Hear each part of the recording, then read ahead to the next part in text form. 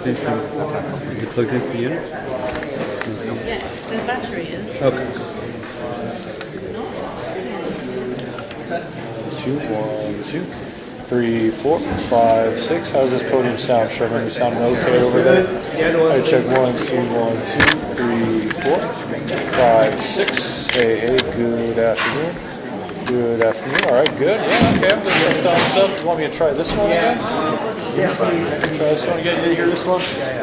Audio check 1, 2, 1, 2. I think all 4 are up at the same time. So it looks like. Thank you very much. Audio check 1, 2, 3, 4. Hey, good afternoon. Check the audio. Good. Good there. Yeah.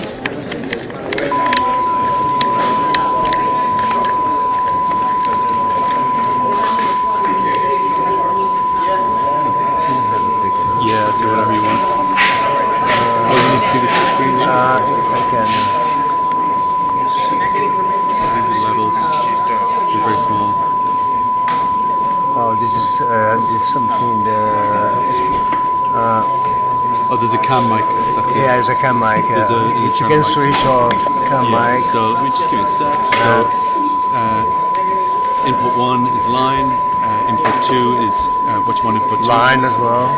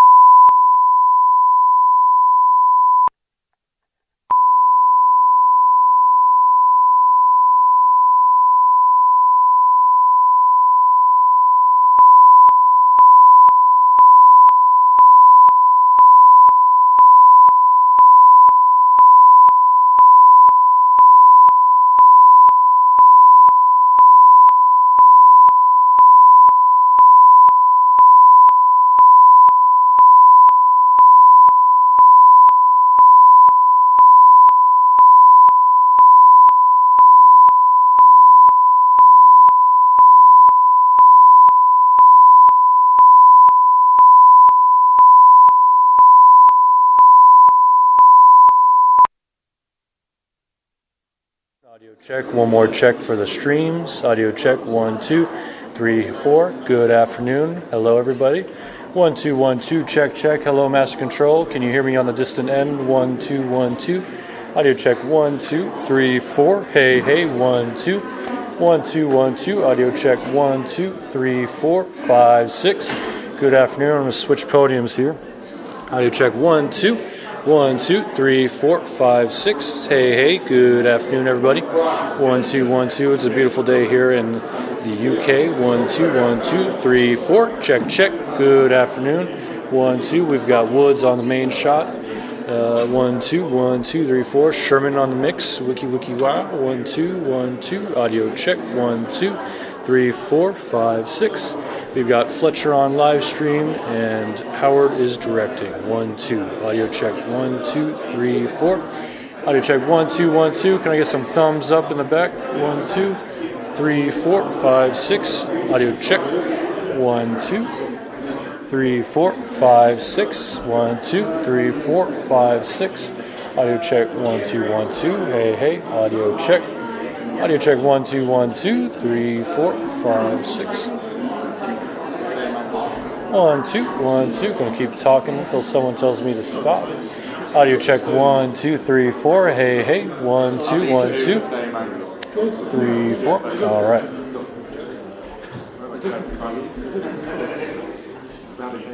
Different shapes. Oh, you mean that's dark? Oh, not weird. You only notice it at the bottom.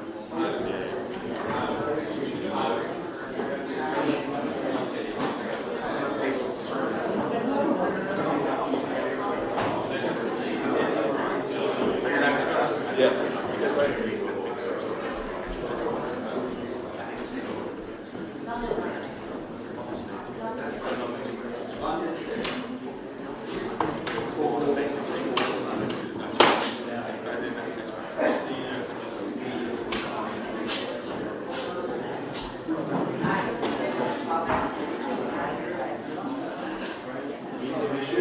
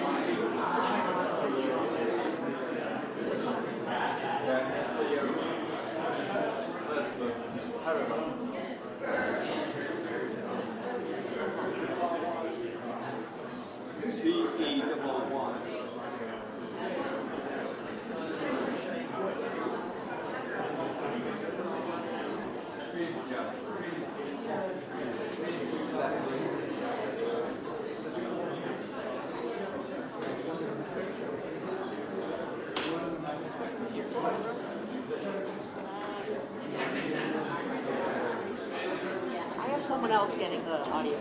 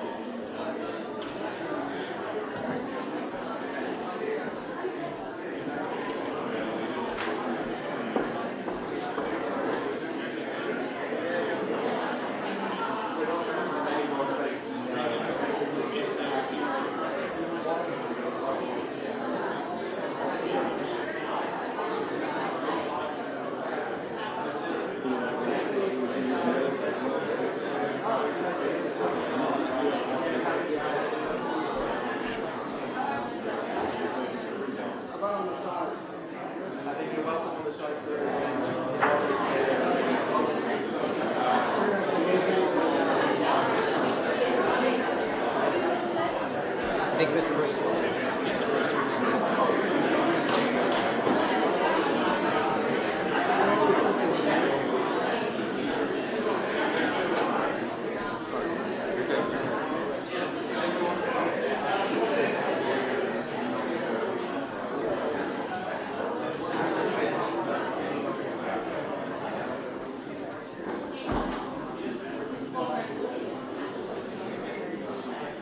I'd recommend things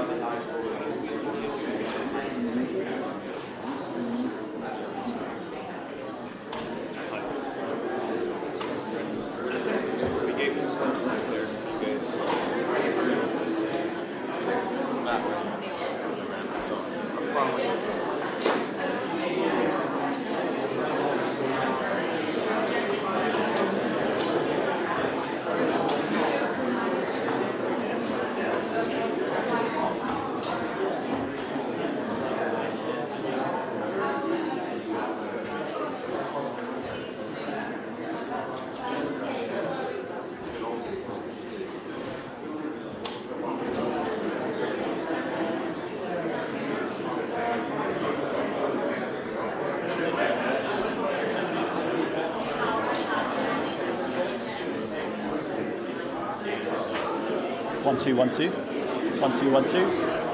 Right.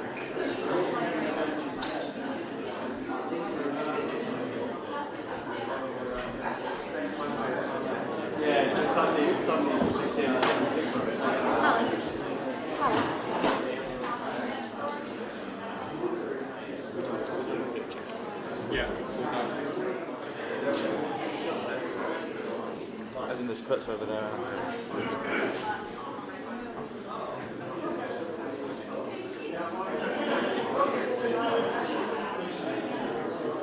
Soon.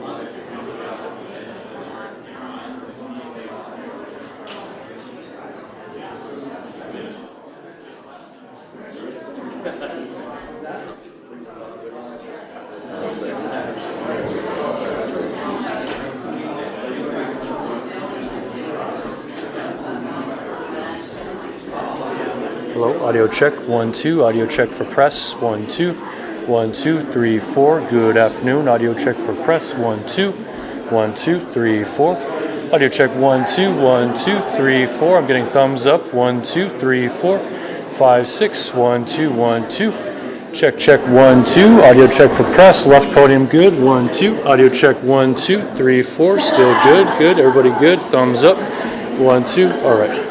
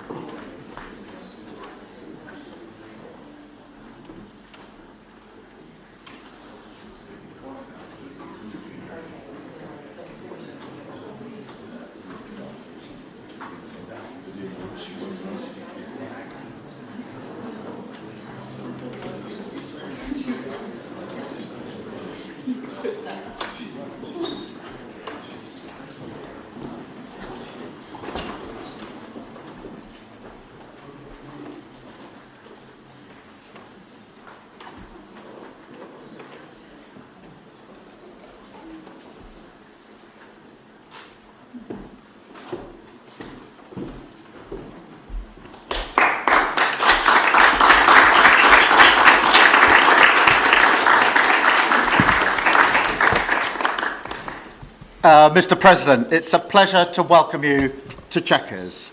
This historic second state visit is a moment to celebrate the unique bond between our two countries.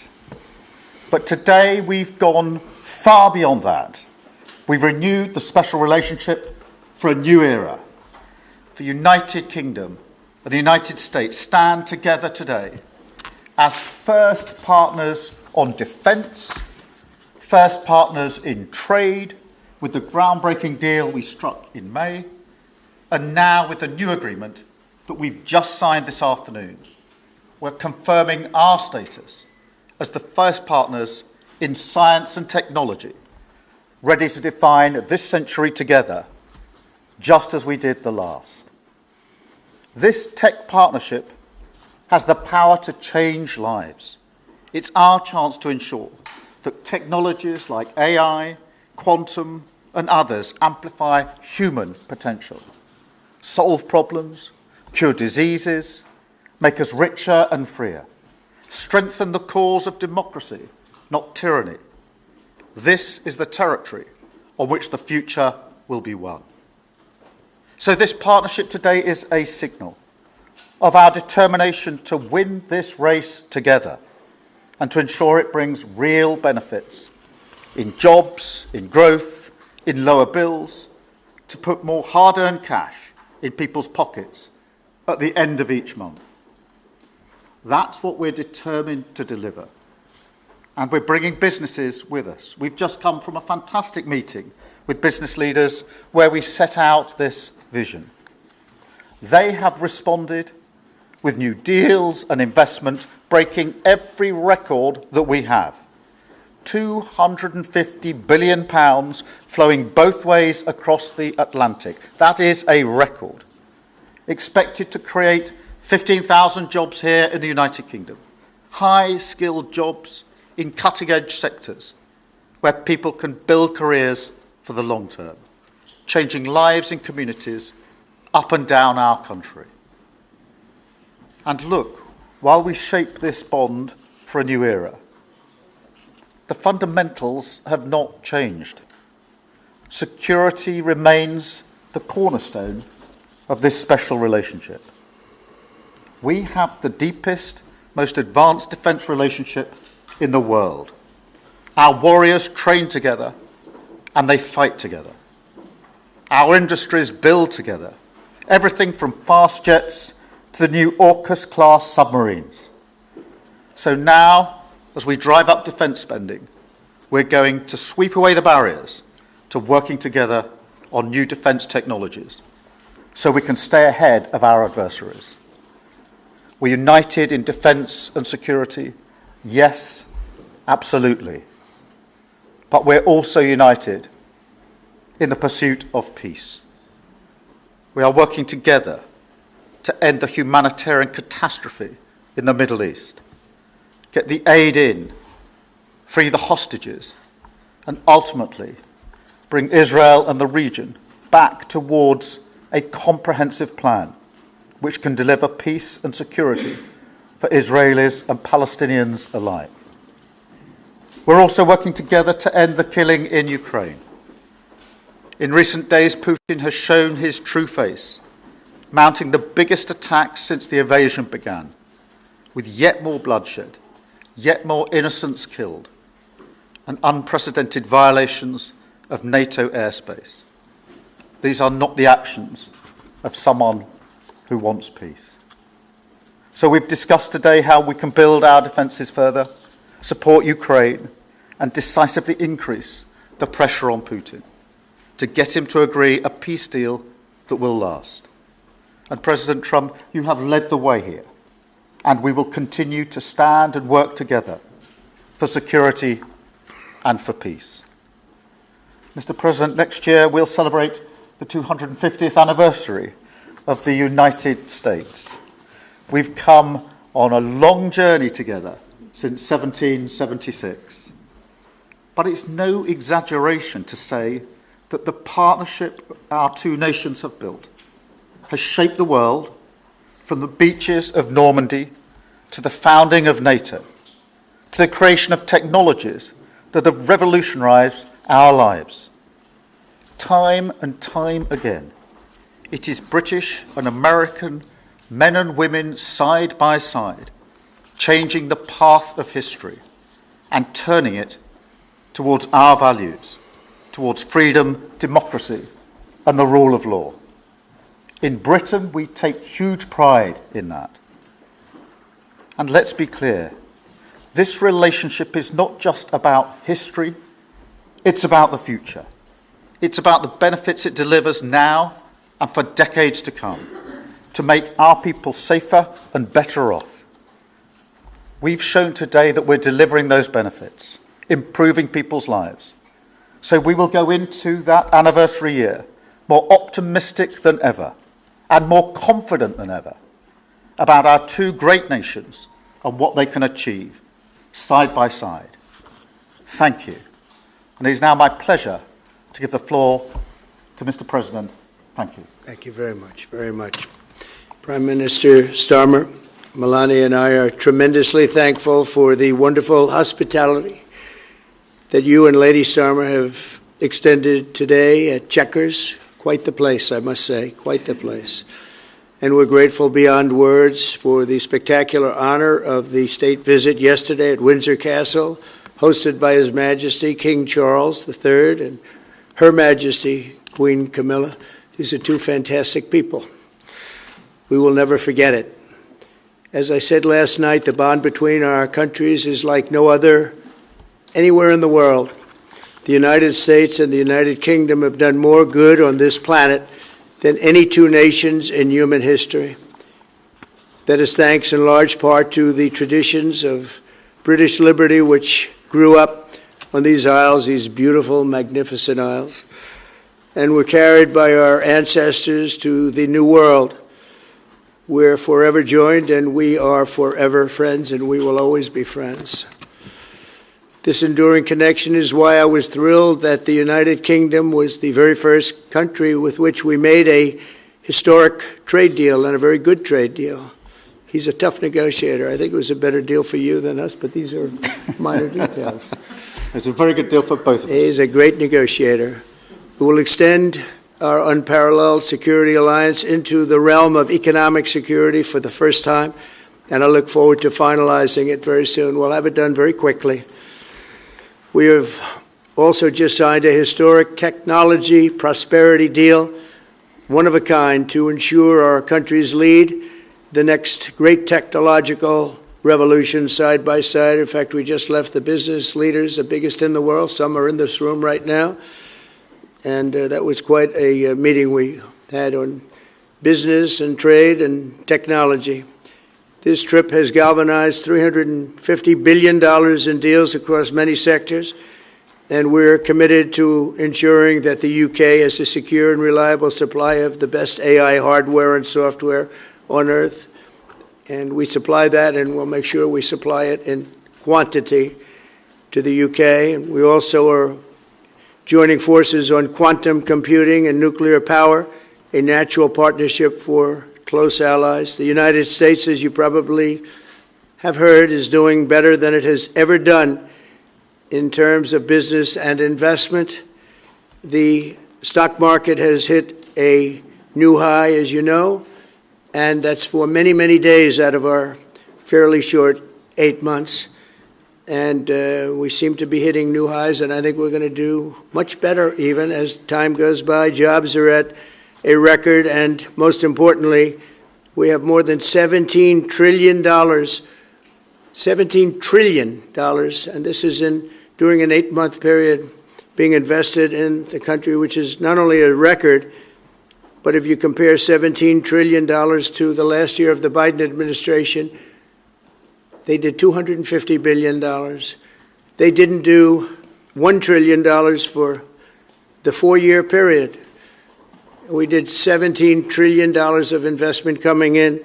A lot of it's because of tariffs, and a lot of it's for a lot of other reasons, but there's never been anything like it. It's an economic superstar. That's what's become. It was mismanaged and badly handled for a long period of time, but it's not badly handled anymore. So that's a record, and remember, that's up until 8 months. We have another few months to go, and that number is going to get significantly higher, especially if we win a certain case that we're waiting to hear. That will be something like the world has never seen. I want to congratulate the United Kingdom on making the vital commitment to spend 5% of GDP on defense at the NATO summit this year. We've worked together very closely in so many ways. I'm very honored to tell you that we've solved 7 wars, wars that were unsolvable, wars that couldn't be negotiated or done. The U.S. has done 7 of them. The one that I thought would be easiest would be because of my relationship with President Putin, but he's let me down. He's really let me down. It was going to be Russia and Ukraine, but we'll see how that turns out. But that turned out to be, I thought it might be among the easiest of the group. But we had settled just about every conflict, and as you know, we're working very hard on Israel and Gaza. All that's happening over there. Complex, but it's going to get done. It'll all get done right. And likewise, Russia and Ukraine will get done. But you never know in war. You know, war is a different thing. Things happen that are very opposite of what you thought. You thought you were going to have an easy time or a hard time, and it turns out to be the reverse. As we saw in the unforgettable parade yesterday at Windsor Castle, what a place it is. The British Armed Forces carry on one of the finest military traditions in the world, one of the greatest marching bands, one of the most magnificent sights I've seen. I know that our service members look forward, and we do look so forward to working even more closely with yours as you push toward that 5% goal. And I think, Mr. Prime Minister, you're just about there. You're going to be there very quickly, along with a lot of other great countries. I want to thank NATO and our wonderful head of NATO, who's really worked very hard, Mark, for the job they've done. As you know, NATO was at 2% GDP, and they didn't pay it. Now they're at 5%, then they pay it. And we appreciate that. And we're sending a lot of weapons to NATO. NATO is paying for those weapons in full. But we're sending them, and we're doing a great job at getting them what they need. And we appreciate the fact that they're taking care of it, because the United States is into that war for $350 billion. And just really very sad. It just got out of control. They didn't know what they were doing. But over the generations, British and American warriors have shed their blood side by side in defense of liberty and freedom. And that's why it's so imperative that the United States and the United Kingdom stand together for these fundamental rights and values of the English-speaking world. And we've always stood together, and we will continue to. Just last week, a great American, Charlie Kirk, was heinously assassinated for speaking his mind. He was a great young man, incredible future. Some people said he might be president someday. I told him, I said, Charlie, I think you have a good shot someday at being president. And he just wanted to take care of youth. He loved youth. I've never seen anybody relate to youth like Charlie, and they related to him, and they're devastated. But I appreciate the many British citizens who have offered their condolences. And again, Charlie was a great person. We'll be going out to a service on Sunday. I'll be leaving with some of the people in this room just to celebrate Charlie and all that he's done. So incredible. Never seen anything like it. But I hope that together our nations can lead a movement to defend the glorious traditions of freedom on both sides of the Atlantic. There could be no greater tribute to the immortal bonds of affection and loyalty that unite the British and the American people for all of time. We have a relationship like no other. It will always be that way. We will always be united. We'll always be together.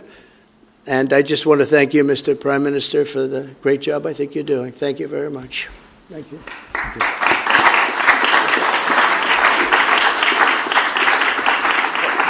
Thank you very much, Mr. President. We're going to take some questions. I'll call 2 or 3 to start with, and then I'll pass over to the President. I've got Chris Mason from the BBC first. Chris. Thank you both. Chris Mason, BBC News. Mr. President, the UK is expected to recognise a Palestinian state in the coming days as the killing in Gaza continues. It often seems that you're the only person that Israel will listen to. What more can you say to them to tell them to stop? And why is the UK's position on a Palestinian state, in your view, wrong? And Prime Minister, what will the recognition of a Palestinian state actually achieve? Is it not just gesture politics to appease people in your own party? Thank you both. Well, Chris, let me just start with that, because we discussed this amongst other things. We had the best part of an hour, I think, upstairs earlier today, just one-to-one, going through a number of affairs, world affairs, in private. And we absolutely agree on the need for peace and a roadmap, because the situation in Gaza is intolerable. The hostages have been held for a very, very long time, and they must be freed. And we need aid to get into Gaza at speed. And so it's within that context of a plan for peace, which we're working hard on, which not only did we discuss this morning, but our two teams have been working together on, that the question of recognition needs to be seen. And so it's part of that overall package which hopefully takes us from the appalling situation we're in now to the outcome of a safe and secure Israel, which we do not have, and a viable Palestinian state. Thank you. Well, simply, I want the hostages released now, right now, not 1, 2, we'll give you 3 more tomorrow, and, like it's been, but we're the ones that got all the hostages released. We got many, many came to the Oval Office, and I've heard stories like I've never thought even possible. There was no humanity, no anything. I said to them, was there any warmth shown during this stay, like they offered you a little extra meal, they gave you a little smile, and they said, don't worry, you'll be okay. And every one of them said, not even a little bit. Amazing, to think that during this stay, long stay in some cases. We had a man the other day, 451 days he was there. I always ask that question. And was there any warmth shown? Just a little word of, encouragement. And the answer is every time, absolutely not. I'm shocked to hear it, because in the worst cases, there's always somebody that comes through. We have to remember October 7th, one of the worst, most violent days in the history of the world, not just there, the history of the world. And I got to see the tapes, and I wish I didn't see them, actually. But I got to see them. And I want an end. I want the hostages released. And I think it's going to be okay, but it has been a brutal period of time. But this has been going on for a long time. This is not something that's over the last year, 2 years, but this has been for decades and decades. But we want it to end. We have to have the hostages back immediately. That's what the people of Israel want. They want them back, and we want the fighting to stop, and it's going to stop.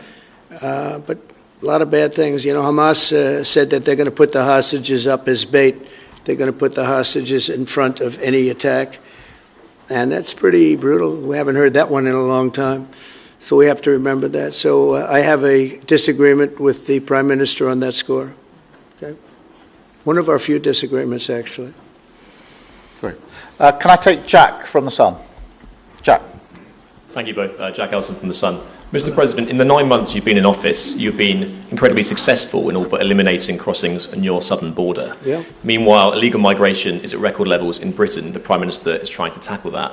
What advice would you give to the man standing next to you on trying to stop illegal migration in Britain? And Prime Minister, if I can just ask, the President is all about drill, baby, drill in terms of trying to secure American energy and cut bills for Americans. Meanwhile, you are turning Britain's back on oil and gas in favour of renewable energies, such as wind turbines. Why do you think that you are right and he is wrong? So we had millions of people flowing in, totally unchecked, totally unvetted from the Biden administration. 25 million, in my opinion, that would be about 25 million. They came from prisons, they came from mental institutions, they were gang members, they were drug dealers. They came from the Congo. They came from all parts of South America. They came from everywhere. Think of it. Prisons from the Congo being released into the United States. Prisons opened up in Venezuela and many other countries pouring into the United States. And I couldn't believe it. And one of the reasons I decided to run. I decided to run because I don't want to be controversial. But you see what's happened, and you see all the information that's come out. We won in 2020 big. And I said, let's run. We got to run, because I saw what was happening. And the worst thing that I saw was all of these people. We've already solved inflation. We've solved prices. Oil is way down. Energy is way down in the United States. But what I saw happening with millions of people pouring into our country, I couldn't stand to watch it. And we've done a great job. Nobody, if you've seen the last, I appreciate your question, by the way, nobody, absolutely zero, and I'm not even sure that's possible, but it's a very liberal group that come out with those statistics. The last 3 months, we had zero. From millions of people a year ago, we had zero people enter our country illegally. And we do have people coming in legally through a legal process and testing and lots of other things. I think it's very important, and we speak about it, and I think your situation is very similar. You have people coming in. And I told the Prime Minister I would stop it, and it doesn't matter if you call out the military, it doesn't matter what means you use, but it destroys countries from within. And we're actually now removing a lot of the people that came into our country. It's a very hard chore. We were given a very, very bad hand. Millions of people came in from prisons and mental institutions. We have to remove them. And we are removing them. We have no choice, and I feel very strongly about it. Thank you very much. Jack, let me just deal with the question of returns, because this is obviously an issue we're taking incredibly seriously. We've struck a number of deals both on cooperation with other countries, because this is a problem right across Europe, to tackle the problem of actually breaking up the gangs that are running this trade. We have had a record number of returns, over 35,000 now since we came into office. That's the highest number for the best part of 10 years. We struck the returns arrangement with France, and notwithstanding the challenges to that scheme, which you've seen in the last few days, a flight went off at 6:15 this morning, successfully returning someone under that scheme. So that is an important step forward. Obviously, there's no silver bullet here. There's a range of things that need to be done. But given the challenges of returning people, it is important that we're able to prove it can be done. It was done. It was done early this morning. So I can confirm that that flight went. It went successfully. And I'm pleased about that. Now we need to ramp that up at scale, which was always envisaged under the scheme. But it's very important that we have been able to prove that the proof of concept, if you like, that this can be done, and will continue in that way. On the question of energy, firstly, let me be really clear that I am absolutely determined to ensure that the price and cost of energy comes down, so that bills come down both for individuals, for families, with their household bills, but also for business, because this is so important. The mix will include oil and gas for many years to come from the North Sea. We've been clear about that for some time, but we also need to mix that with renewables, and it's the mix that's really important. And the approach I've taken on this is the same approach that I take to many other things, a pragmatic approach. Thank you, Jack. I would like to say that we inherited the worst inflation in the history of our country. We had inflation, the likes of which we've really never seen. They say 48 years, and I'll accept that, but I really don't. We had the worst inflation in the history of our country, and we had a expression that I used a lot, drill, baby, drill, and as you know, we brought fuel way down, the prices way down, and we don't do wind because wind is a disaster. It's a very expensive joke, frankly, and we got our energy prices way down. That brought the inflation way down, and now we have very little inflation, and we have a very, very strong economy. So that was very important. Drill, baby, drill. And you have a great asset here, and we spoke about it. It's called the North Sea. The North Sea oil is phenomenal, and I hope, because I love this country, you know. My mother was born in Scotland, and the Hebrides, Stornoway, that's Syria, Scotland. We were talking about it. And I want this country to do well. And you have great assets that you're going to start using, I believe, under this Prime Minister. Thank you. And I've got Matthew from The Economist. Matthew. Thank you, Prime Minister. Mr. President, you say that President Putin has let you down. Have negotiations run out of road, and what are your next steps to compel an end to this war? Well, he has let me down. I mean, he's killing many people, and he's losing more people than he's killing. Yeah. I mean, frankly, the Russian soldiers are being killed at a higher rate than the Ukrainian soldiers. But, he said, let me down. I don't like to see. It's death. You know, it doesn't affect the United States. We have, other than unless you end up in a world war over this thing, you could. This was a thing that would have never happened had I been president. If I were president, it would have never happened. And it didn't happen for 4 years. Most people agree it didn't happen, nor was it close to happening. And I spoke to President Putin about Ukraine. It was the apple of his eye. I've said that many times. It was. But he would have never done what he did, except that he didn't respect the leadership of the United States. They just went through the Afghanistan total disaster for no reason whatsoever. We're going to leave Afghanistan, but we're going to leave it with strength and dignity. And we're going to keep Bagram, the big air base, one of the biggest air bases in the world. We gave it to them for nothing. We're trying to get it back, by the way. Okay, that could be a little breaking news. We're trying to get it back. because they need things from us. We want that base back. But one of the reasons we want the base is, as you know, it's an hour away from where China makes its nuclear weapons. So a lot of things are happening, but I am very disappointed in the fact that that one's not settled. To think that we settled Azerbaijan and Albania as an example, it was going on for years. It was never going to be settled. If you remember, the prime minister and the presidents, they were there for many years. They said, when they were in my office, we settled. And they started off at both sides of the Oval Office, so far away. I didn't know you could be so far away. And as we were together for an hour, they kept getting closer, closer. And by the time we finished, we all hugged each other. And one said, I've been in this position for 22 years, and all I've done is kill their people. The other was there for 7 years, and all he did was kill their people. And we got it settled. And we did others, as you know. The Congo, we settled the Congo with Rwanda. That was going on, and that was a machete war. That was a gruesome war. Many people, close to 10 million people killed. We got that settled. My biggest disappointment, but it's, you know, look, we did 7, and most of them were not thought to be settleable. We did India and we did Pakistan. That's 2 nuclear. That was purely for trade. You want to trade with us, you're going to have to get along. And they were going at it hot and heavy. But the Russia situation, I hope we're going to have some good news for you coming up. But again, it doesn't affect the United States. And look, it doesn't so much affect you. Of course, you are a lot closer to the scene than we are. We have a whole ocean separating us. But I will say this, it's millions of people have died in that war, millions of souls. And they're not American. The soldiers, mostly soldiers, as you know. The soldiers are being killed at levels that nobody's seen since the Second World War. But they're being killed, and I feel I have an obligation to get it settled for that reason. Thank you. And just to add on that question, because we have to put extra pressure on Putin. And it's only when the president has put pressure on Putin that he's actually shown any inclination to move. So we have to ramp that pressure up. I think it's important to have this conversation in the context of what's happened in recent weeks.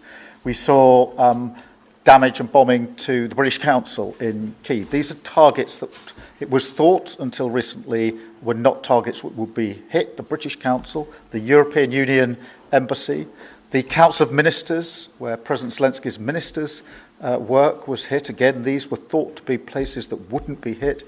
And then the incursion into Poland last week. And if you put that together, what you can see is either an emboldenment or at least an increased recklessness on Putin's part. And that's why I said earlier that they're not the actions of someone who wants peace. So we have to ramp up. And we discussed earlier today, we have built the coalition of the willing with British leadership and French leadership, stepping up with military planning in the seas, in the sky, on the ground, and ramping up what we do with the Ukrainians themselves. And of course, that taken with an American guarantee is now an example, I think, of the challenge of Europe stepping up to the plate, which it has done in the last few months, to show through what we and the French have done that we're prepared to take the lead in this and take the necessary measures. But that's a war that could have been a third world war, and I don't think we're going to be there now. But that was heading to a third world war, and what a shame it is. What a shame it is. Mr. President, do you want to call some of the... I would love to call a few of them. Bev, do you want to have a question? I've got to come back to you. Bethesda, TV News. Thank you. Having been in DC for a few weeks, it's really interesting to see how you run the country as a proud Christian leader. And it really begs the question to the Prime Minister, if you don't mind, are we still a Christian country? But also... when you say we, are you talking here or... Here. The Here? UK. I'm still British. I might live in America. I'm still British. But also, I can't give you that answer. That's for the Prime Minister. But also, despite what we talked about in Scotland a few weeks ago, we still have 12,000 people a year here being arrested for social media posts, for free speech violations. Does that not remain an important area that there is still a lot of disagreement on? I'd like to have you answer that. Yeah, look, I mean, in terms of a Christian country, I was christened, so that is my church has been all my life, and we are, that is wired into our informal constitution. Of course, we celebrate many other faiths as well, and I'm really proud that we're able to do so as a country. And on free speech, that has long lived in this country, free speech. It's one of the founding values of the United Kingdom, and we protect it jealously and fiercely, and always will, and we will bear down on any limits on free speech. I draw a limit between free speech and the speech of those that want to peddle paedophilia and suicide social media to children, and therefore I'm all for free speech. I'm also for protecting children from things that will harm them, paedophiles, those that peddle suicide, which has had a terrible consequence for individual, particularly teenagers. And so that's the balance we strike. But we have had freedom of speech in this country for a very long time, and we will always protect it. Thank you. Thank you very much. Brian, please. Thank you. Prime Minister, it's good to see you again. You have a beautiful country. Thanks for having us. Thank you for being Two here. questions. One, just recently, President Trump labeled Antifa domestic terrorists. Would you consider doing something like that in your country? Well, we obviously will take decisions for ourselves. I don't want to comment on the decisions of the President, but we take our decisions ourselves. And my question to you, President Trump, is there any update on the auto pen? Yeah, it's just gotten worse from their standpoint. The people that used it, and one in particular, one person, was never told by Biden to do it. Only spoke to Biden twice, and that was just talking about the weather, not talking about any order. And he was taking orders from people other than Joe Biden. Joe Biden wasn't giving those orders. You know, Joe Biden didn't believe in open borders. He didn't. I've known him for a long time. He was never the brightest bulb in the ceiling, as we know. You can go back 40 years ago and you'll see that. Go back and take a look at the hearings on Justice Thomas, and you'll see that very much. But he didn't believe in open borders and all of this nonsense that they're peddling now, which is why they're not in office any longer. It's a shame. The auto pen was illegal. It was illegally used. He never gave the orders. He never told them what to do. And I guess the only one he signed, or one of the few he signed, was the pardon for his son. But you had the congressman who, when they got the information, they found out they were guilty, and they deleted and destroyed all information, everything. You couldn't get any of it. They found out that Nancy Pelosi actually was offered the 10,000 soldiers, and she turned them down. They found out many things that were very bad. So they deleted and destroyed all information. You talk about freedom of the press and freedom of speech. How about that one?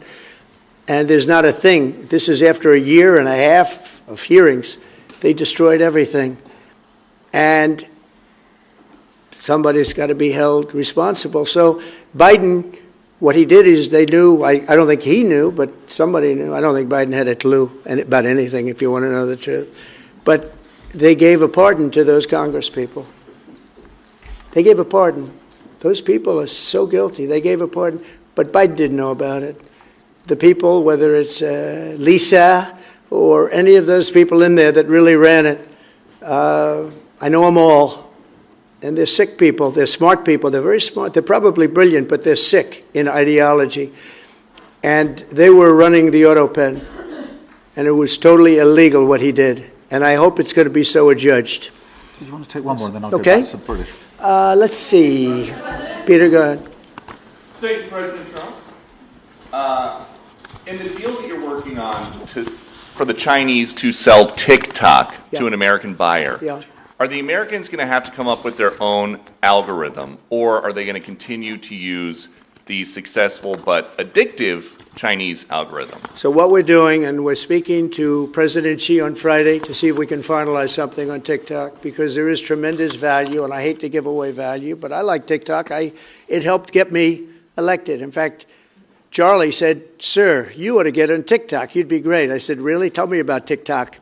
And we, as you know, we did unbelievably well with youth, like at a level that no Republican has ever even dreamt of. And in what, look, I think we won it for a lot of reasons, but that was a reason we won the election by such a big number. TikTok has tremendous value. The United States has that value in its hand because we're the ones that have to approve it. I specifically get the right to approve it. The people that are investing it are among the greatest investors in the world, the biggest, the richest, and they'll do a great job. And we're doing it in conjunction with China. But we are getting, the United States is getting a tremendous fee plus, I call it a fee plus, for just making the deal. And I don't want to throw that out the window. I can say this, that you'll have a lot of very unhappy youth. And I use TikTok very legitimately, very straight, just statements every day, little statements, short statements. "Sir, make it short, please." And TikTok Jack, we call him. It was pretty good. Did a good job for me, I guess. But no, I'd rather reap the benefits. I mean, the kind of money we're talking about is very substantial. And it'll be owned by all American investors and, the best investors and the, very rich people and companies are going to be owning it. Very, very straight, very legitimate companies, and really companies that love America. So they're going to be owning it. It's a big thing. And on a much bigger scale, and probably that's why we were able to get that, but on a much bigger scale, we're pretty close to a deal. We may do an extension with China, but it's an extension based on the same terms that we have right now, which are pretty good terms. And my question for Prime Minister Starmer, if you feel so strongly about officially recognizing Palestine for statehood, why are you waiting for President Trump to leave the country? Why can't you just do it right now? And isn't there a risk in rewarding Hamas with that? Well, let me be really clear about Hamas. They're a terrorist organisation who can have no part in any future governance in Palestine. And what happened on October the 7th was the worst attack since the Holocaust. We have extended family in Israel.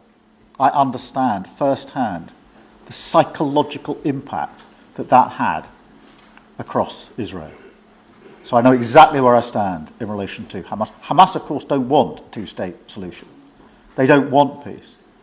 They don't want a ceasefire. So I'm very clear where I stand on Hamas. Okay. On the question of recognition, I made my position clear at the end of July as to the timing, which has got nothing to do with this state visit, and I've discussed it with the President, as you would expect amongst two leaders who respect each other and like each other and want to bring about a better solution in the best way that we can. Thank you so much. Can I go back then to Robert at ITV?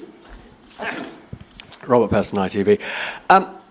Mr. President, you uniquely, you alone in the whole world, have the power to persuade Prime Minister Netanyahu to stop the demolition of Gaza City, to stop the starvation of Palestine, and to stop the killing of civilians. If not now, when will you exercise that power to tell him to stop? Sure. And then for both of you, but you do understand about October 7th. You do understand. So believe me, I understand. One of the worst days in the history of humanity. What happened? I have seen the tapes. Babies that are 4 months old and just chopped up to pieces. And you've seen the tapes, and I've seen the tapes. You're a professional, and so am I. And people forget about October 7th. I can't forget about it. So I want it to end, but I want the hostages back. I don't want the hostages used as human shields, which is what Hamas is threatening to do. But as soon as they're back, that's the moment you will tell Netanyahu well, to stop. It would certainly help, but I have to have the hostages back. And I don't want them back piecemeal, as I said before. I want them back. And on a separate issue, free speech, your Vice President Vance said that free speech is under attack in the UK. Do you agree with him? And Prime Minister, we saw the dismissal of a very well-known chat show host in America last night, Mr. Kimmel. Is free speech more under attack in Britain or America? Well, Jimmy Kimmel was fired because he had bad ratings more than anything else, and he said a horrible thing about a great gentleman known as Charlie Kirk. And Jimmy Kimmel is not a talented person. He had very bad ratings, and they should have fired him a long time ago. So, you can call that free speech or not. He was fired for lack of talent. Yeah, please, go ahead. Yeah, I mean, firstly, on the question of Charlie Kirk, can I just express how shocking that is, I think, to everybody who believes in free speech and in democracy. It sent shockwaves through the world. And I know that he was a friend of the president, and I reached out straight away to the president because I understood how impactful it would be on him and his family. And we all need to be absolutely clear about that. Whatever our political views, it is shocking and is to be condemned. On free speech, not much to add to the answer I gave earlier. This country's had free speech for a very, very long time. It is part of who we are as a country, and it is the values that we fought for. We fought for it during the Second World War alongside each other. So we need no reminding of the importance of free speech in this country. Thank you, Robert. And I go to Beth for the final question, please. Beth. Thank you so much. Sky. Thank you, Beth Rigby, Sky News. Thank you, Prime Minister. If I could start with you. Prime Minister, President Trump has said he's ready to impose major sanctions on Russia if NATO countries stop purchasing Russian oil. He's got a point, hasn't he? Is that what you now believe is needed to bring Putin properly to the table? And what's your message to the President on US sanctions? And Mr. President, if I may, the King praised your personal commitment last night to finding solutions to the world's most intractable conflicts. You have invested much of your time and effort in Ukraine, but even as you seek to broker a deal, President Putin is escalating the war. He's firing drones into NATO airspace. You say he has let you down. Was it a mistake to invite him to Alaska? Do you regret it? No. And is it time to squeeze him, sir, and scare him and impose sanctions? And finally, if I may, the elephant in the room, Lord Mandelson, he is no longer the ambassador. Do you have some sympathy with him that he lost his job over historic links to Jeffrey Epstein? Thank you very much, sir. I don't know him, actually. I had heard that, and I think maybe the Prime Minister would be better speaking of that. That was a choice that he made, and I don't know. What is your answer to that? Well, I mean, it's very straightforward. Some information came to light last week which wasn't available when he was appointed, and I made a decision about it, and that's very clear. On the question of the pressure on Putin and on Russia, which is obviously really important, look, I think it is a challenge to Europe. There are a number of European countries which are too reliant on energy from Russia. The UK actually obviously has almost got nothing at all, but we do need to bear down and work with our European counterparts here. There are one or two countries, I think, that do need to look again at the question of energy. There's no one silver bullet here. We do have to have a wider suite of sanctions, which we've put in place a number of times, working across Europe and with the United States. And, of course, we must, and we are, making sure that Ukraine is in the strongest position now, because one of my long concerns here has been that whilst we talk about a ceasefire, and we all want a ceasefire, and we talk about what might happen after a ceasefire, we mustn't forget that Ukraine needs our support now. And we've said we stand with Ukraine from the start to finish, and that means we must continue to supply them with what they need in order to fight this war, which, of course, resulted from and is a result of Russian aggression. We have particularly done the sort of leadership role in the coalition of the willing, so that if there is a ceasefire and if there is a deal, and I do hope there is, that is then lasting and not then broken, because given previous history, I don't trust Putin. Thank you. Very simply, if the price of oil comes down, Putin's going to drop out. He's going to have no choice. He's going to drop out of that war. And when I found out that the European nations were buying oil from Russia, and as you know, I'm very close to India. I'm very close to the Prime Minister of India. I spoke to him the other day, wished him a happy birthday. We have a very good relationship. He put out a beautiful statement, too. But I said, I sanctioned them. China is paying a very large tariff right now to the United States. But I'm willing to do other things, but not when the people that I'm fighting for are buying oil from Russia. If the oil price comes down, very simply, Russia will settle. And the oil price is way down. We got it way down. We're drilling and we produce more oil than anybody else in the world. We're doing a lot.